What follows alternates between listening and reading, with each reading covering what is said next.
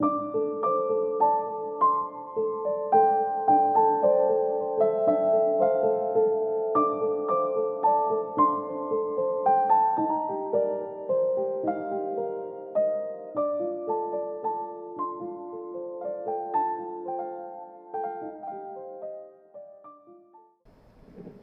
के दीक्षांत समारोह के मुख्य अतिथि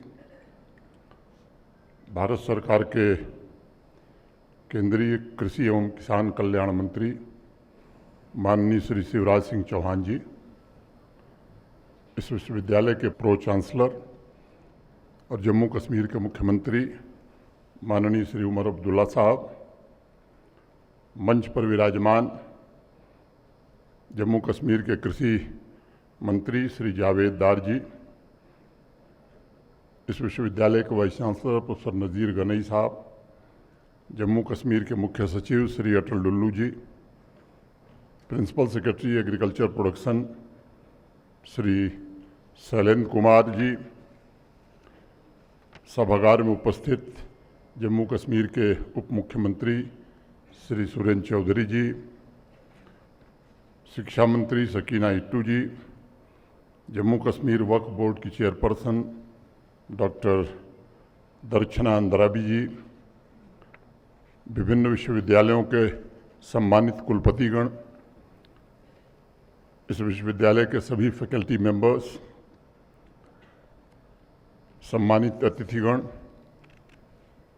ग्रेजुएटिंग स्टूडेंट्स और उनके पेरेंट्स, देवियों, सज्जनों और मित्रों, मैं आज कन्वोकेशन के इस अविस्मरणीय अवसर पर इस खास कश्मीर के सभी फैकल्टी मेंबर्स, स्टूडेंट्स और उनके अभिभावकों को बहुत बहुत बधाई और शुभकामनाएं देता हूं। मैं माननीय केंद्रीय कृषि एवं किसान कल्याण तथा ग्रामीण विकास मंत्री श्री शिवराज सिंह चौहान जी का जम्मू कश्मीर में अपनी ओर से, विश्वविद्यालय के चांसलर के नाते आप सबकी ओर से हृदय से स्वागत करता हूं, अभिनंदन करता हूं। एजुकेशन सिस्टम में कन्वोकेशन से जुड़े एक मिथक के बारे में मैं जरूर एक बात कहना चाहूँगा। अनेक लोग ऐसा मानते हैं कि कन्वोकेशन एक यात्रा की समाप्ति है। मुझे लगता है दरअसल कन्वोकेशन समाप्ति नहीं बल्कि एक शुरुआत है। सभी ग्रेजुएटिंग स्टूडेंट्स का एक नया जीवन आज से शुरू हो रहा है। वह एक पुराने जीवन को आज अलविदा कह रहे हैं। जर्मन राइटर, एक बड़े मशहूर राइटर थे, हरमन हेसे, उन्होंने कभी कहा था कि in all beginning dwells a magic force for guarding us and helping us to live. और हरमन हेसे के इस स्टेटमेंट से मैं कह सकता हूँ कि convocation is not the end, it is the beginning. Now the door to a new life is opening for the students. विद्यार्थियों से मैं विशेष रूप से कहना चाहूँगा, क्लासरूम से लेकर लैब में आपने जो सीखा है, अब उसे वास्तविक दुनिया में आजमाने का अवसर आपको मिलने वाला है। अब सपनों और कल्पना की दुनिया से बाहर निकलकर जीवन की वास्तविकता के यथार्थ से दो दो हाथ करने का अवसर अब आपको मिलने वाला है। आपने जम्मू कश्मीर के नवनिर्माण या विकसित भारत के निर्माण की जो परिकल्पना की होगी, उसे बिल्कुल वैसा ही गढ़ने का वक्त अब आपके पास आया है। और इसलिए हमारे देश में प्राचीन समय में गुरुकुल परंपरा से लेकर आज के मॉडर्न एजुकेशन सिस्टम में कन्वोकेशन को एक नए आरंभ के प्रतीक में ही माना जाता रहा है। मुझे प्रसन्नता है और गर्व भी है कि एक बार फिर हमारी बेटियों ने ये साबित किया है कि वही असली शक्ति की प्रतीक हैं और माँ सरस्वती की साधक भी वही है। आज के कन्वोकेशन में 150 गोल्ड मेडल में से 115 गोल्ड मेडल्स हमारी बेटियों ने हासिल किया है। मैं उनको विशेष रूप से बधाई देना चाहता हूँ। 445 सर्टिफिकेट्स ऑफ मेरिट में बेटियों के हिस्से 334 सर्टिफिकेट्स ऑफ मेरिट हासिल हुए। आज के कन्वोकेशन में अंडर ग्रेजुएट, मास्टर्स, पीएचडी की कुल 5250 डिग्रीज में से 2661 डिग्रीज हमारी बेटियों के हिस्से आए हैं। मुझे प्रसन्नता है कि आज हमारी बेटियां एजुकेशन के लगभग हर स्ट्रीम में अपनी प्रतिभा से नई उपलब्धियां और बुलंदी हासिल कर रही हैं। साइंस और टेक्नोलॉजी में मैं समझता हूं कि भारत की बेटियां इनोवेशन इकोसिस्टम की आज प्रमुख ताकत बन गई हैं। आज लगभग हर स्तर पर वह वीमेन साइंटिस्ट और टेक एंटरप्रेन्योर की श्रेणी में अपनी उपस्थिति दर्ज करा रही हैं। हजारों साल पहले एग्रीकल्चर की शुरुआत के बाद से ही सेक्टर में महिलाओं ने धरती का सीना चीरकर खेती में खुशहाली पैदा करने का काम किया था, लेकिन उनका स्थान लंबे समय तक गुमनाम नायकों की तरह ही था। एक रिसर्च के मुताबिक 73% महिलाएं एग्रीकल्चर सेक्टर से जुड़ी हैं, जबकि पुरुषों की संख्या मात्र 55% है। अब उम्मीद बढ़ी है आज के बाद कि एग्रीकल्चरल साइंस और टेक्नोलॉजी में हमारी बेटियों की उपलब्धियां, कृषि सखी, पशु सखी जैसे इनिशिएटिव्स उन्हें गुमनामी से बाहर निकालकर दुनिया के सामने एक मजबूत उपस्थिति के रूप में दर्ज कराएंगे। प्रिय स्टूडेंट्स, आप एक ऐसे कालखंड में प्रोफेशनल वर्ल्ड में कदम रख रहे हैं जब भारत के आदरणीय प्रधानमंत्री श्रीमान नरेंद्र मोदी जी के नेतृत्व में एग्रीकल्चर और एलाइड सेक्टर में पिछले 11 वर्षों में अनेक रिफॉर्म से गुजरते हुए यह देश की इकॉनमी का प्रमुख आधार बन चुका है। और वह समय बीत गया जब किसान खेती के इनपुट, प्रोडक्टिविटी और बाजार के लिए परेशान हुआ करता था। और बीज से बाजार तक की व्यवस्था करके भारत के आदरणीय प्रधानमंत्री जी ने ये सुनिश्चित किया है कि हमारा किसान सिर्फ अपने जीविकोपार्जन के लिए खेती नहीं करेगा, बल्कि अपने परिवार के स्वर्णिम भविष्य और स्थायी इनकम के लिए पसीना बहाएगा। फार्म मैकेनाइजेशन, डिजिटल तथा इनोवेटिव फार्मिंग टेक्निक के द्वारा मॉडर्न और स्मार्ट खेती के लिए नई पहल लेने वाले देशों में आज भारत अग्रणी बन चुका है। Drone, artificial intelligence, machine learning, internet of things, blockchain जैसी नई तकनीक के द्वारा एग्रीकल्चर सेक्टर में नई क्रांति लाने का आज वो सभी प्रयास और सभी सुविधाएं उपलब्ध कराई गई हैं। युवा भारत को वर्ल्ड क्लास एग्री एवं फूड इंडस्ट्री के रूप में ये सब सुविधाएं आने वाले दिनों में विकसित करेंगी, क्योंकि आज वर्ल्ड वाइड देशों के बीच ट्रेड को लेकर काफ़ी गहमागहमी है और आने वाले भविष्य में तमाम चुनौतियां हमारे सामने होंगी। इसलिए मैं ग्रेजुएटिंग स्टूडेंट से एग्रीकल्चर सेक्टर में इनोवेशन और प्रोग्रेसिव फार्मिंग में योगदान का आह्वान करना चाहूँगा। मोटे तौर पर विश्व की टॉप 10 एग्री इकॉनमी को देखें तो उसमें भारत की रैंकिंग चीन, अमेरिका और ब्राज़ील के बाद चौथे नंबर पर है। लेकिन आश्चर्य की बात है कि विश्व का दूसरा सबसे बड़ा फूड एक्सपोर्टर और एग्री टेक्नोलॉजी एक्सपोर्टर आज नीदरलैंड है। उसकी आबादी कुल 1,70,00,000 है, यानी जम्मू कश्मीर की आबादी से 20-25 लाख ज़्यादा। लेकिन ये छोटा सा देश एग्री इनोवेशन, एग्री टेक्नोलॉजी तथा प्रोसेस्ड फूड एक्सपोर्ट में पूरे विश्व में अमेरिका के बाद दूसरे स्थान पर आता है। आपको जानकर हैरानी होगी कि आज विश्व के टॉप 20 बड़ी फूड कंपनीज में से 15 कंपनीज नीदरलैंड की ही हैं। नीदरलैंड की सफलता के पीछे उनका एग्री एजुकेशनल इंस्टीट्यूशंस तथा उनकी लैब है। फूड प्रोडक्शन में विश्व के सबसे बड़े इनोवेशंस नीदरलैंड की वाहनिंगन यूनिवर्सिटी ने किए हैं। हॉर्टिकल्चर, डेयरी सेक्टर में अपने रिसर्च तथा नई टेक्नोलॉजी के द्वारा आज वो दुनिया में अग्रणी बना हुआ है। नीदरलैंड का उदाहरण हमें इस बात की प्रेरणा देता है कि हमें भी एग्री टेक्नोलॉजी, फूड टेक्नोलॉजी तथा इनोवेशन में नेतृत्व करना ही होगा, ताकि भारत एग्रीकल्चर और एलाइड सेक्टर में नया मुकाम हासिल कर सके। मैं मानता हूँ टेक्नोलॉजी डेवलपमेंट की यात्रा में इस कास्ट कश्मीर ने एक मजबूत नींव का निर्माण किया है। अब लक्ष्य हमें बड़े करने होंगे। अब कटिंग एज टेक्नोलॉजी डेवलपमेंट पर विशेष रूप से ध्यान केंद्रित करना होगा, जो भारत विश्व के अन्य देशों को एक्सपोर्ट कर सकता है। जब तक हम अपना लक्ष्य बड़ा नहीं करते हैं, तब तक हमारी दृष्टि बहुत सीमित रहती है। और मैं अपेक्षा रखूँगा इस कास्ट कश्मीर, यहाँ के सभी फैकल्टी मेंबर्स और यहाँ के स्टूडेंट्स ये संकल्प लें कि बदलते विश्व की आवश्यकताओं के अनुरूप agriculture, horticulture, live stock, food processing में वर्ल्ड क्लास टेक्नोलॉजी विकसित करने के लिए इस कैंपस को लीडिंग रिसर्च फैसिलिटी हम बनाएंगे और यह देश के टेक्नोलॉजी रिसोर्स का सबसे महत्वपूर्ण सेंटर बनेगा।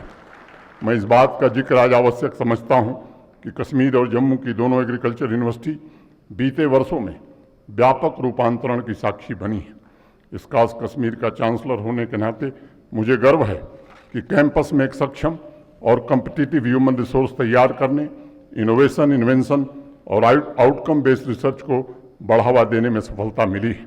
इसके परिणाम स्वरूप यूनिवर्सिटी ने अपनी रैंकिंग में भी उल्लेखनीय सुधार किया है और वर्तमान में अन्य पुरस्कारों के अलावा देश में 5वां सर्वश्रेष्ठ स्टेट एग्रीकल्चर यूनिवर्सिटी आज स्कॉस्ट है। हायर एजुकेशन सेक्टर में स्कॉस्ट कश्मीर ने विशेष रूप से एक आदर्श ढांचे को विकसित करने में अनुकरणीय नेतृत्व का प्रदर्शन किया है, जिसे अब देश की अनेक एग्रीकल्चर यूनिवर्सिटी एडॉप्ट कर रही हैं। देश विदेश के अलग अलग राज्यों और देशों से बच्चे आज इनोवेशन और लर्निंग के इस नए माहौल को जीने यहाँ आ रहे हैं। मुझे बताया गया है कि वर्तमान में यहाँ स्टूडेंट्स कम्युनिटी का लगभग 30% देश के बाकी राज्यों और दूसरे देशों से, जो यूनिवर्सिटी की डाइवर्सिटी को दिखाता है।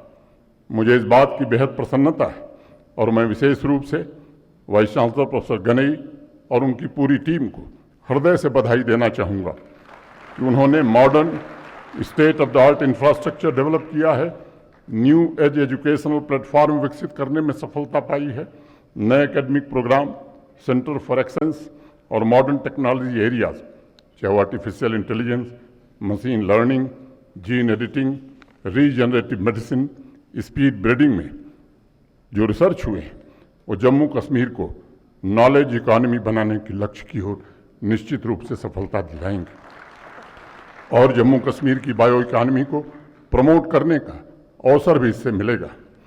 इन्वेंशन, इनोवेशन और रिसर्च, इसमें यूनिवर्सिटी ने नई उपलब्धियां हासिल की।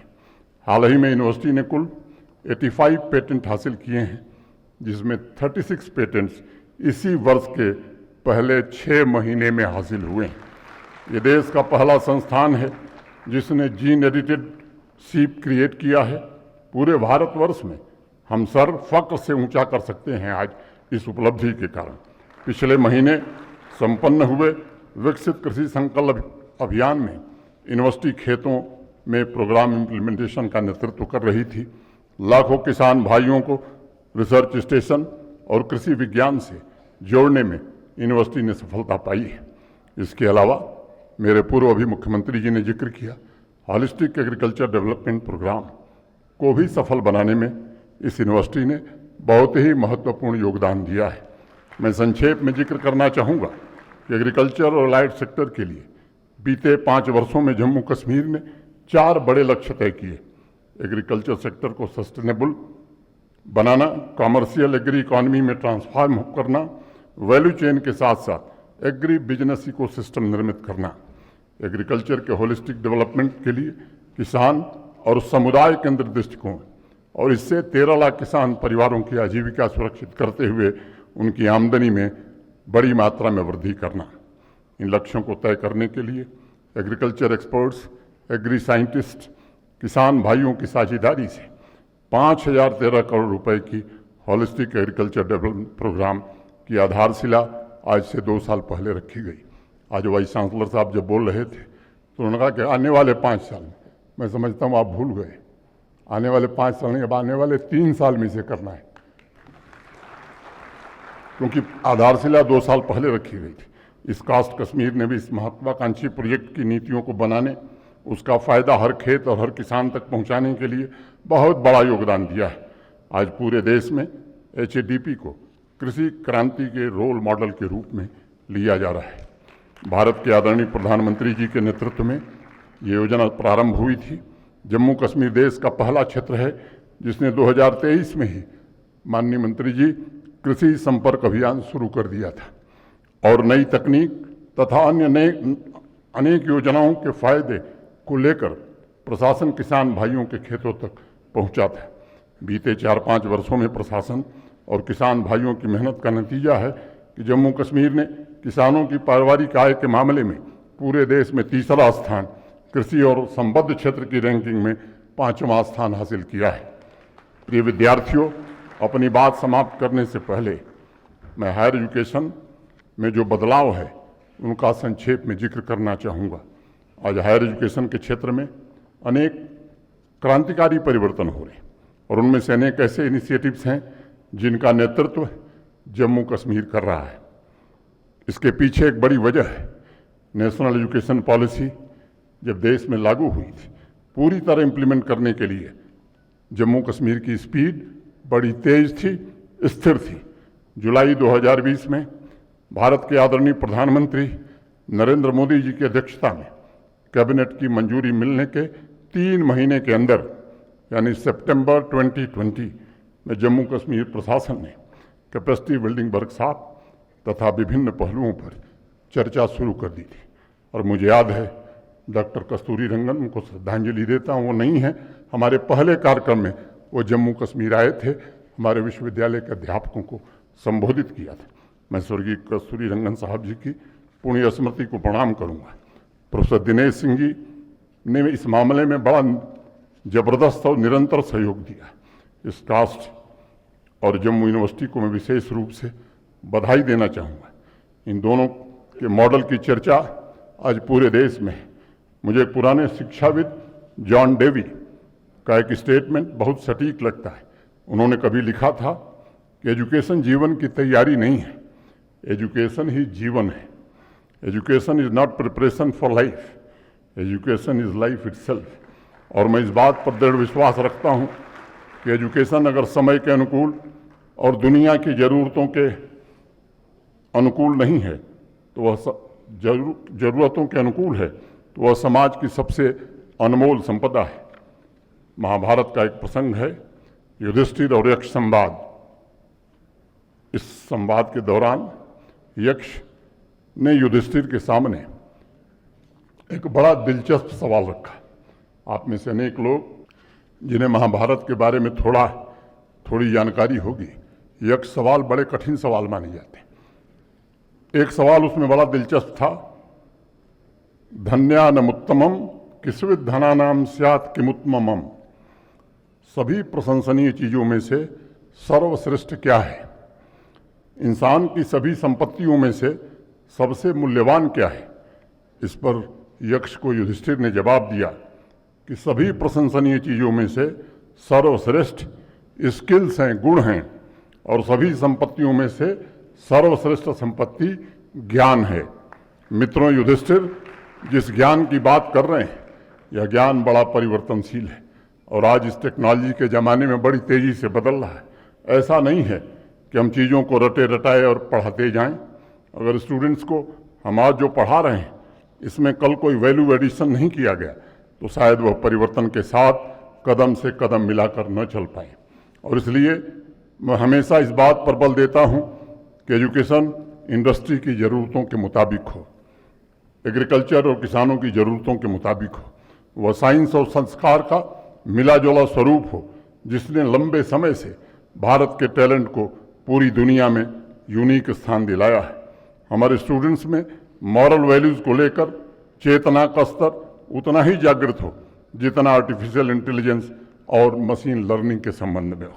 और इसलिए पिछले कुछ दशकों में सिलिकॉन वैली और स्पेस सेक्टर में भारत का प्रभुत्व बढ़ा है और उसका असर एजुकेशन सेक्टर में हो रहे बदलाव में भी दिखाई पड़ रहा है। यह ग्रोथ निरंतर बना रहे और इस कास्ट कश्मीर के आज ग्रेजुएटिंग स्टूडेंट्स इस ग्रोथ के इंजन बने, ये मेरी ईश्वर से प्रार्थना है। आज मैं विशेष रूप से उन स्टूडेंट्स को शुभकामनाएं देना चाहूँगा जो किसी कारणवश से आज मेडल से चूक गए हैं। मैं मानता हूं कि मात्र मेडल्स आपके टैलेंट्स, आपके हुनर को परखने का पैमाना कभी नहीं हो सकता। टैलेंट अनेक रूपों में निखरता है और मैं जानता हूं कर्म क्षेत्र में तप कर आप सोने जैसे निखरेंगे आने वाले दिनों में। हर एक स्टूडेंट्स की अपनी गरिमा है, उसका गौरव है और हर स्टूडेंट अपने आप में बेजोड़ है।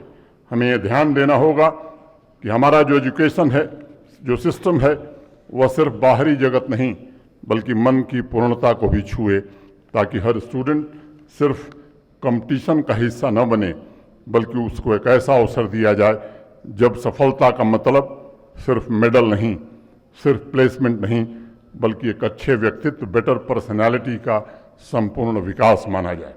एक छोटी कहानी है। प्राचीन काल में एक गुरुकुल में दीक्षांत समारोह का आयोजन हुआ। जाने से पहले एक स्टूडेंट ने अपने गुरु से विदा लेते हुए पूछा कि मैं जिस कर्म क्षेत्र में जा रहा हूं वहां सबसे बड़ी वस्तु क्या है? गुरु ने कहा आकाश। शिष्य ने, स्टूडेंट ने फिर पूछा सबसे श्रेष्ठतम क्या है? तो गुरु ने कहा सबसे श्रेष्ठ नैतिक आचरण है। शिष्य ने फिर अगला सवाल किया कि सबसे गतिवान क्या है? गुरु ने कहा कि सबसे गतिवान तुम्हारे विचार हैं। शिष्य ने फिर पलट के दूसरा सवाल पूछा, सबसे कठिन क्या है? गुरु ने कहा कि सबसे कठिन आत्मज्ञान है। गुरु शिष्य के इस संवाद का भावार्थ कि सब जान लेने के बावजूद, सारा ज्ञान प्राप्त कर लेने के बावजूद सबसे कठिन काम स्वयं को जानना है, और ये गफलत कई लोगों को हो जाती है। गीतांजलि में गुरुदेव रविन्द्रनाथ टैगोर ने लिखा भी, परेर द्वारे फिरे से आसे पथिक आपन देसे, बाहिर भुवन घूरे मेले अंतरेर Thakur. It means the traveler has to knock at every alien door to come of his own. One has to wander through all the outer worlds to reach the innermost shrine at the end. और इसलिए मैं 2-3 अनुरोध विद्यार्थियों से करूंगा। Education का पहला लक्ष्य है स्वयं को जानना, यानी आत्मज्ञान। एजुकेशन का दूसरा लक्ष्य है जीवन पर्यंत मन में जिज्ञासा, क्यूरियोसिटी बनी रहे तथा कुछ नया सीखने, नया खोजने की ललक बरकरार रहे। और तीसरा लक्ष्य है आपके भीतर क्रिएटिविटी बराबर जिंदा रहे ताकि निरंतर आप इनोवेटिव हों। और चौथा लक्ष्य है हर एक स्टूडेंट्स को सिलेबस से ज़्यादा लाइफ लॉन्ग लर्निंग स्किल में महारत हासिल हो, ताकि वह तेज़ी से बदल रही दुनिया में अपने आप को एडजस्ट कर सके, एडाप्ट कर सके।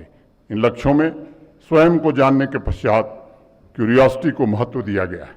और इसलिए आज के कन्वोकेशन के इस मुकद्दस मौके पर मैं सभी स्टूडेंट से कहना चाहूँगा, ईश्वर, अल्लाह, जीसस, वाहेगुरु का सबसे बड़ा गिफ्ट इंसान का जीवन है, और उसके पश्चात दूसरा सबसे बड़ा तोहफा इंसान के मन की क्यूरियोसिटी है। मेरा सभी ग्रेजुएटिंग स्टूडेंट से आग्रह होगा कि अपने भीतर की क्यूरियोसिटी को जीवन भर बनाए रखिए, ताकि इस जीवन यात्रा में आत्मज्ञान के साथ साथ आप निरंतर कुछ नया खोजते रहिए, कुछ नया निर्मित करते रहिए और उसे समाज और देश के विकास में समर्पित करिए। इतनी ही बात कह करके आप सबके प्रति हृदय से कृतज्ञता ज्ञापित करते हुए मैं अपनी बात पूरी करता हूँ। बहुत बहुत धन्यवाद। जय हिंद, जय भारत।